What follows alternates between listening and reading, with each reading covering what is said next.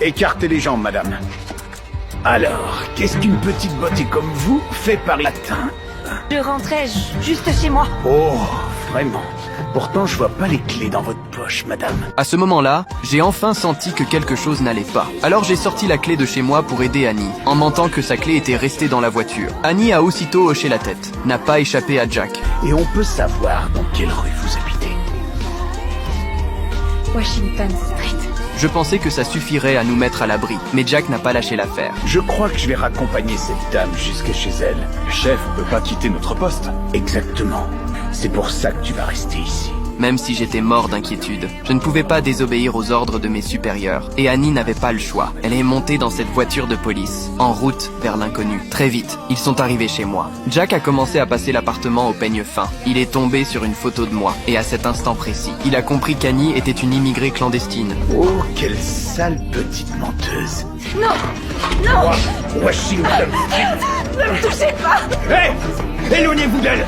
Hé, qu'est-ce que tu fais, sous-officier, hein? Vous allez la laisser tranquille. Vous savez pourquoi? Pourquoi? Parce que c'est une propriété privée. Et c'est chez moi. Vous voulez enfreindre la loi? Je patrouille dans toute cette zone, partenaire. Annie a sombré dans une peur et un désespoir profond. Elle ne savait pas quand cette prison invisible prendrait fin. Mais moi, j'ai décidé de la protéger. Chaque jour après le travail, je lui rapportais de quoi manger, à force de passer du temps ensemble. Nos sentiments ont peu à peu grandi. Mais ce jour-là, quand je suis rentré et que je l'ai saluée comme d'habitude, Annie a tout de suite compris, à mon expression fatiguée, que quelque chose avait changé. J'ai été viré. Lui qui a fait ça? Ouais, mais je trouverai un autre job. C'était ce commissaire qui avait abusé de son pouvoir pour me faire perdre mon poste. Annie a compris que j'avais tout perdu à cause d'elle. Elle est allée voir Jack d'elle-même pour se livrer, à une seule condition, qu'on me rende mon travail. Alors il va falloir faire un petit effort. S'il vous plaît. Prête? Parce que l'officier supérieur arrive. Je vous ai dit de pas la toucher!